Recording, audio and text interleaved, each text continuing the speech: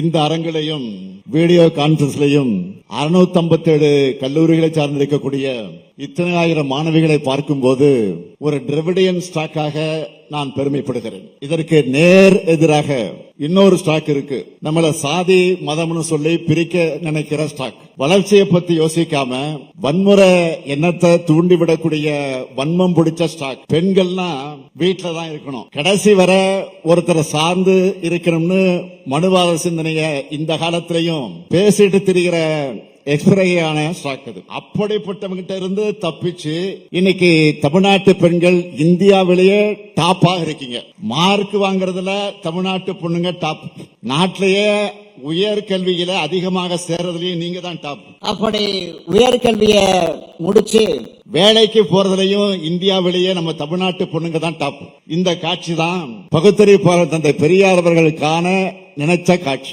ஒவ்வொரு குடும்பத்தில் இருக்கக்கூடிய பெண்களும் கல்லூரியில படிச்சு நல்ல வேலையில சேர்ந்து யாரையும் எதிர்பார்க்காம சொந்த பொருளாதார வளத்தோடு இருக்கணும்னு கருதியவர் தந்தை பெரியார்.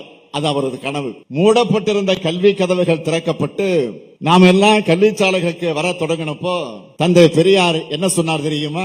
பெருந்தலைவர் காமராஜர் கல்வி கண்ணை திறந்தார். கலைஞர் அவர்களது ஆட்சியை எழுந்து நடக்க வைக்கணும்னு சொன்னார். இன்னைக்கு இந்த நிகழ்ச்சி கல்வி கண் திறந்த பெருந்தலைவர் காமராஜர் அவர்கள் பெயரால் அமைந்திருக்கக்கூடிய இந்த கல்லூரியில் நடக்கிறது மிக மிக பெருமைக்குரியது, மகிழ்ச்சிக்குரியது. இன்னைக்கு கல்வியை பொறுத்த வரைக்கும் பெண்கள் தான் முன்னிலையில இருக்கிறாங்க. ஆனா 50 ஆண்டுகளுக்கு முன்னால், ஏன் 100 ஆண்டுகளுக்கு முன்ன இந்த நிலைமை இருந்துச்சு இல்ல.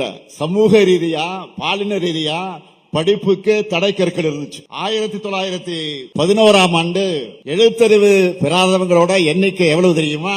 94 விழுக்காடு. 1921ல 92 விழுக்காடு. இந்திய பெண்கள்ல 100 பேர்ல 2 பேருக்கு மட்டும்தான் அன்றைய காலத்துல எழுத படிக்க தெரியும். பள்ளிகளும் கல்லூரிகளும் இந்த அளவுக்கு இல்ல. பெண்களை படிக்க வச்சா பண்பாட்டை இழந்துடுவாங்க என்ற மூடத்தனமும் பிற்போக்குத்தனங்களும் சனமும் கோலோச்சன காலம் அந்த காலம். அதை மாத்தி படிச்சா அறிவு வரும் என்ற தன்னம்பிக்கை வரும்னு புரிய வச்சு கல்வி கனவை எல்லோருக்கும் திறந்து விட்ட ஆட்சிதான் நீதி கட்சி ஆட்சி. 9/3/1923 அன்று ஒரு அரசாணையை வெளியிட்டு அதுபடி அனைத்து மக்களும் கட்டாய கல்வியை வழங்கணும்னு சட்டமாக்கினது நீதி கட்சி அரசு. இந்திய துணைக்கண்டத்துல நீதி கட்சி ஆட்சி தான் முதலா அனைவருக்கும் கல்வி என்பது சட்டமாக்கினது. பட்டியலின மாணவர்களை கட்டாயமா எல்லா பள்ளிகளையும் சேர்க்கணும். மறுக்கும் பள்ளிகளுக்கு அரசு வழங்கக்கூடிய நிதி வழங்கப்படாதுன்னு சட்டம் இயற்றினாங்க. இதெல்லாம் நான் ஏன் சொல்றேன்னா, வந்த பாதைய மறக்காம இருந்தாதான்